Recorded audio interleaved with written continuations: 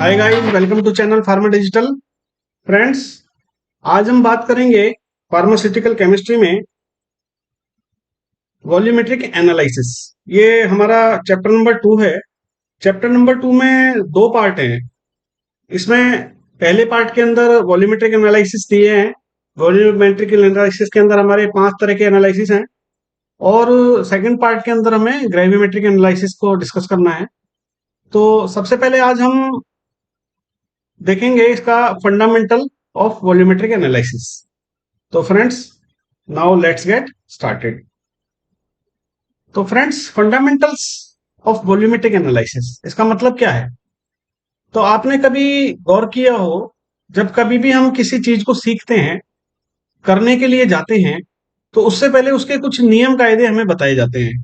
जैसे हम हमारी ड्राइविंग सीखने जाते हैं, तो हमारा जो ट्रेनर होता है वो हमें बताता है कि आपको इस तरह से गाड़ी को किक मारना है, इस तरह से इसके अंदर जो है क्लच आपको दबाना है, फिर गियर इसमें पलटने हैं और धीरे धीरे आपको जो है इसमें स्पीड देके और चलाना है। ये एक फंडामेंटल है जो हमें गाड़ी को सीखने में मदद करता है। इसी तरह से जो हमारी फार्मास्यूटिकल केमिस्ट्री है, इसके अंदर हमारा कुछ अननोन सब्सटेंस हमें दिए जाते हैं, जिनको हमें नॉन सब्सटेंस के रेफरेंस में चेक करना होता है, देखना होता है। आप ऐसे भी लगा सकते हैं, अननोन सब्सटेंस गाड़ी सीखने वाला और नॉन सब्सटेंस हमारा ट्रेनर। तो फ्रेंड्स, जो ये वॉल्यूमेट्रिक एनालिसिस है, ये आयनात्मक विश्लेषण होता है। आयनात्मक विश्लेषण का मतलब है कोई कंसंट्रेशन हमें जो दी जाती है सैंपल के तौर पर, वो वॉल्यूम के फॉर्म में होती है। उसका एक वॉल्यूम होता है, लेकिन उसकी हमें कंसंट्रेशन नहीं पता होती। उसके अंदर कितनी क्वांटिटी के अंदर सॉल्यूट या जो सब्सटेंस है, कितने अमाउंट में उसमें अवेलेबल होता है। फ्रेंड्स, ये जो हमारे वॉल्यूमेट्रिक एनालिसिस होते हैं, ये क्वांटिटेटिव एनालिसिस होते हैं।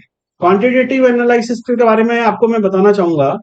जो हमने लिमिट टेस्ट किए थे, उसके अंदर हमने बताया था आपको, हमारे लिमिट टेस्ट सेमी क्वांटिटेटिव होते हैं। सेमी क्वांटिटेटिव का मतलब है जिनको हम किसी बैलेंस के ऊपर मेजर नहीं कर सकते, किसी इंस्ट्रूमेंट के हेल्प से उसको हम डिटरमाइन नहीं कर सकते कि ये एक्यूरेट कितनी परसेंटेज में या कितनी क्वांटिटी में हमारे इस सैंपल के अंदर अवेलेबल है।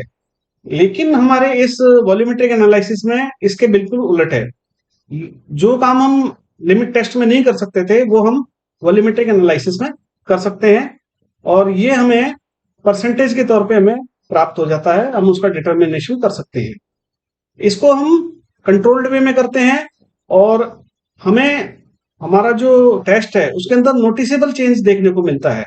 इसमें प्रेसिपिटेट भी बनते हैं, और इसमें जो हमारा अननोन सब्सटेंस होता है उसके अंदर कलर चेंज देखने को भी मिलता है। और ये जो हमारा वॉल्यूमेट्रिक एनालिसिस है, ये स्टोकियोमेट्री कॉन्सेप्ट के ऊपर बेस है। स्टोकियोमेट्री कॉन्सेप्ट आपको मालूम होगा। रिएक्टेंट और जो हमारा प्रोडक्ट है वो सेम होना चाहिए। उनका जो हमने अपने अपने इंटर लेवल पे पढ़ा होगा, रूल ऑफ मास कंजर्वेशन। तो रूल ऑफ मास कंजर्वेशन का दूसरा नाम ही स्टोकियोमेट्री है। और हमारा जो हम टेस्ट कंडक्ट करते हैं, उसका जो रिजल्ट आता है वो एंड पॉइंट के तौर पर हमारे सामने देखने को आता है। एंड पॉइंट क्या है, अभी आगे पॉइंट में हम समझेंगे इसको। ये टेस्ट जो होते हैं वॉल्यूमेट्रिक एनालिसिस के, ये फार्मास्यूटिकल इंडस्ट्री में बहुत बड़े लेवल पे काम में आते हैं, बहुत वाइडली यूज होते हैं, क्योंकि इनका जो रिजल्ट है most of the time accurate होता है और क्विक होता है। तो डियर स्टूडेंट्स, हमारे वॉल्यूमेट्रिक एनालिसिस को समझने के लिए हमें कुछ टर्म्स को भी समझना होगा। तो जैसे कि पहला है इसके अंदर टाइट्रेंट। टाइट्रेंट होता है non substance. Most of the cases में हमारा जो टाइट्रेंट होता है वो नॉन सब्सटेंस होता है, जिसके अंदर की हमें एक स्टैंडर्डाइज्ड सॉल्यूशन लेना होता है। जैसे कि हमने हमारे इस सैंपल में दिखाया है NOH 0.1 मोलर। ये मोलर की फॉर्म में है, कुछ नॉर्मेलिटी की फॉर्म में होता है। और ये हमेशा वॉल्यूमेट्रिक ब्यूरेट के अंदर अपसाइड में रखा जाता है। इसकी जो पोजीशन होती है वो अपसाइड होती है, ताकि ग्रेविटी के रूल के हिसाब से जो इसके अंदर लिक्विड होता है वो आसानी से पास हो सके डाउन साइड। और इसका जो डाउन एंड होता है, जो नीचे का जो छोर होता है, उसके अंदर एक नॉब लगी होती है। वो नॉब स्टॉपर का काम करती है, ताकि उसमें से जो वॉल्यूम की क्वांटिटी है वो हमारे हिसाब से, हमारे द्वारा तय की गई मात्रा के हिसाब से पास होना चाहिए। दूसरा है एनालाइट, या इसको टाइट्रेंट भी बोलते हैं। एनालाइट जो होता है वो हमारा सैंपल होता है, अननोन सब्सटेंस होता है। अननोन सब्सटेंस को हम हमेशा टाइट्रेंट के जस्ट अपोजिट डाउन साइड रखते हैं। इसको हम कॉनिकल फ्लास्क या टाइट्रेशन फ्लास्क में रखते हैं।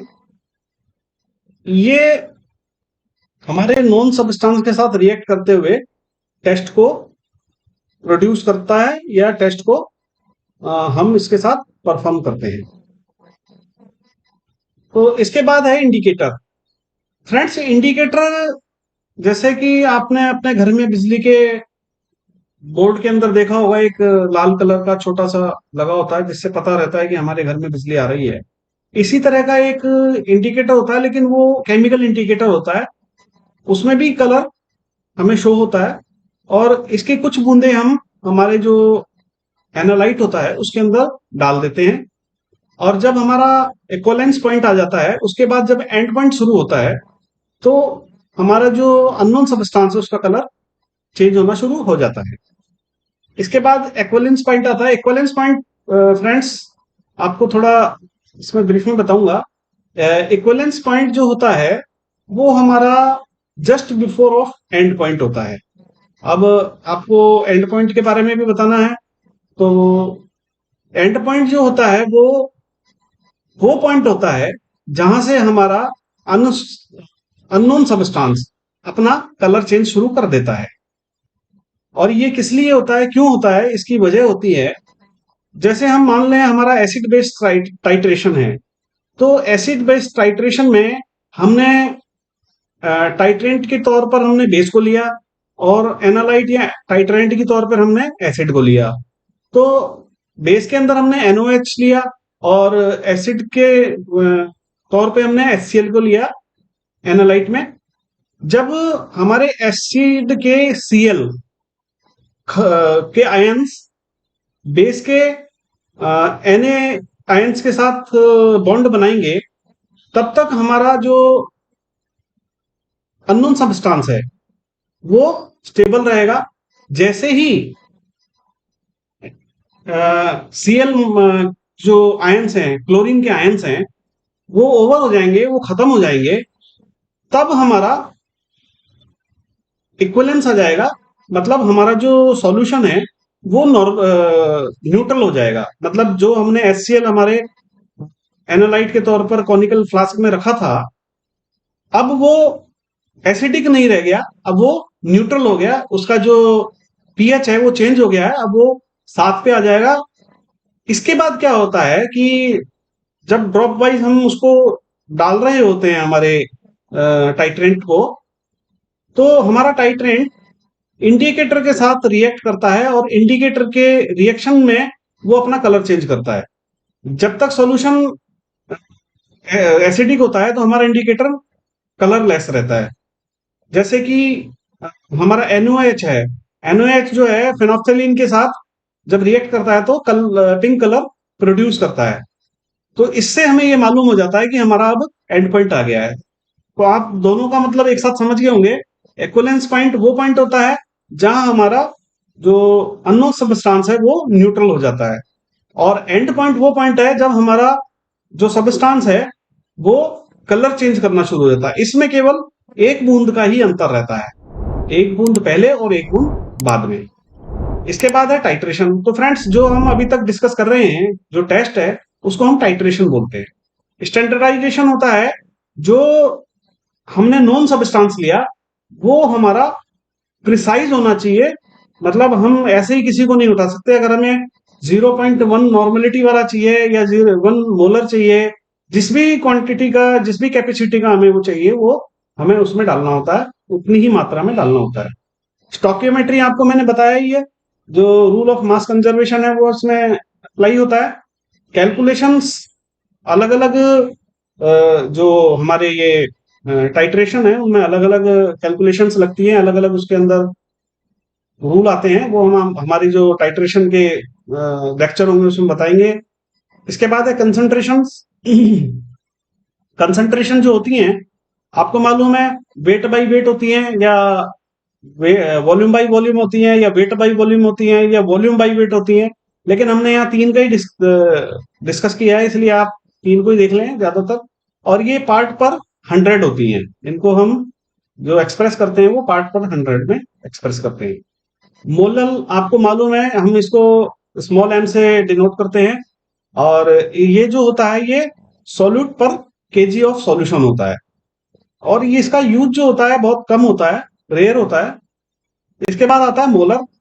मोलर जो होता है वो हम कैपिटल एम से डिनोट करते हैं, और मोस्ट ऑफ टाइम इसी का हम यूज करते हैं हमारी इस एनालिसिस वाले चैप्टर में। ये सॉल्यूट पर लीटर से मापा जाता है, इसका जो सॉल्यूशन होता है वो पर सॉल्यूट पर लीटर होता है। लेकिन इसमें जो इसकी एक ड्रॉबैक है वो ये है कि ये टेम्परेचर के चेंज में अपने वॉल्यूम को चेंज कर देता है, ये टेम्परेचर डिपेंडेंट होता है। उसके बाद है नॉर्मेलिटी। तो फ्रेंड्स, नॉर्मेलिटी जो होती है वो number of gram equivalent divided by volume in litres. जैसे कि एचसीएल के केस में देखा हमने, तो इसमें 36.5 डिवाइडेड बाय 1। और H2SO4 को देखा तो ये 98.2, 98/2, यानी कि ये 49। लेकिन फ्रेंड्स, ये जो हमने दिखाया है 36.5/1, ये हमने दिखाया है हाइड्रोजन आयंस की प्रेजेंस के हिसाब से, यानी वो हाइड्रोजन आयंस जो है किसी सॉल्यूशन के अंदर कितने रिलीज हो सकते हैं। अब आगे हमने इनके कुछ स्टैंडर्ड्स होते हैं, उनको देखना है। सबसे पहले है हमारा प्राइमरी स्टैंडर्ड।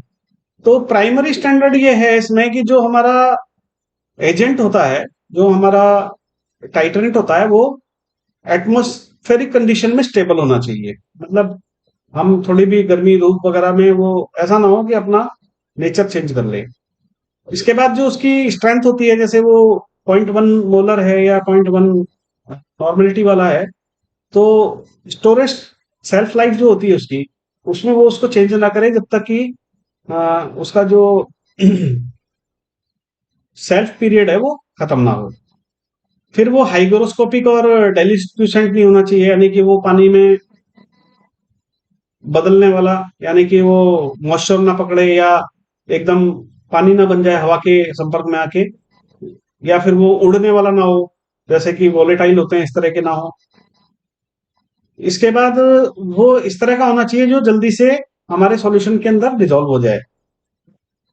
इसकी जो एरर्स होती हैं, या उसके अंदर जो कुछ अनवांटेड सब्सटेंसेस होते हैं, वो इतनी मात्रा में हो ताकि उसको नेग्लिजिबल किया जा सके। जैसे कि हमने हमारे टाइट्रेशन के पार्ट में पढ़ा था कि अगर आर्सेनिक किसी कंपाउंड के अंदर 10 ppm है तो वो नेग्लिजिबल है। इसी तरह से हमारा जो ये कोई अननोन सब्सटेंस है वो नेग्लिजिबल होना चाहिए। फिर वो स्टोकियोमेट्री की जो कंडीशंस है उनको पूरा करे। इसके अलावा क्वांटिटेटिव जो टेस्ट होते हैं उनकी कंडीशंस को पूरा करें। जल्दी मिलने वाला होना चाहिए, सूखे स्थान पे उसे हमें कहीं स्टोर करना होगा, और उसकी जो फॉर्म होती है वो प्योर फॉर्म में स्टोर करना होगा उसे हमें। इसके बाद फ्रेंड्स आता है सेकेंडरी स्टैंडर्डाइजेशन। तो फ्रेंड्स, सेकेंडरी स्टैंडर्डाइजेशन जो होता है वो हमारे प्राइमरी स्टैंडर्डाइजेशन का अपडेटेड वर्जन होता है। ये हम हमारी लेबोरेटरीज में तैयार करते हैं स्पेसिफिक कंडीशंस के अंदर। और जो हमारे प्राइमरी स्टैंडर्ड होते हैं उनको हम कैलिब्रेट करते हैं इनसे। एनालिटिक मेथड जो होते हैं उनसे हम उनको कैलिब्रेट करते हैं। तो फ्रेंड्स, आज हमने बहुत शॉर्ट में हमारा जो इसका इंट्रोडक्शन था, या कहें तो इसका फंडामेंटल वाला पार्ट है, उसको डिस्कस किया। और मुझे उम्मीद है आपको ये समझ में आया होगा।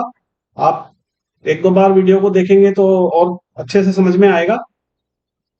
फ्रेंड्स, अगर आपको ये वीडियो अच्छा लगा तो आप हमारे वीडियो को लाइक करें, अपने फ्रेंड्स में शेयर करें, और हमें सब्सक्राइब करें अगर अब तक आपने हमें सब्सक्राइब नहीं किया है तो। बेल आइकन को दबाएं ताकि हमारी जो वीडियोज हैं वो आप तक रेगुलर आती रहें और टाइमली पहुंच जाएं। और फ्रेंड्स, हमें कमेंट करें आपको ये वीडियो कैसा लगा, और इसमें आपको कोई स्पेसिफिक वीडियो किसी सब्जेक्ट के ऊपर चाहिए तो आप हमें लिखें, हम उसको आप तक बनाकर भेजने की पूरी कोशिश करेंगे। तो फ्रेंड्स, थैंक्स फॉर वॉचिंग।